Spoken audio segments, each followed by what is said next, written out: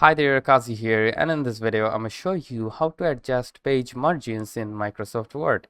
It's quite simple, so let's get started. First of all, on the left upper side you will see probably this option called layout. You need to go there, and then again on the left you will see the margin option. So you need to select that margins, and then there will be lots of margins right over here, which is commonly used, by the way. But if you don't like these and you want to add a custom margin, then you need to select these custom margins, and now you can change anything. Like you can go through all of these settings and change as your likings. All right, then you can change the orientation to portrait, to landscape, and many more things.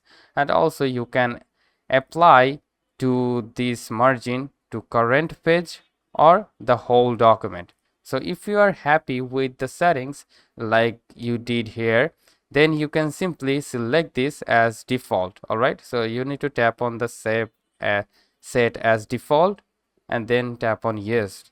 Now if you go to the margins, there you go. So there is the settings that I have recently made.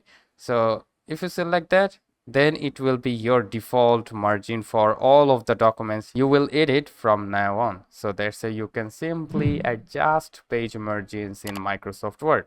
Hope this video helps. If yes, please leave a like, and we'll see you next time.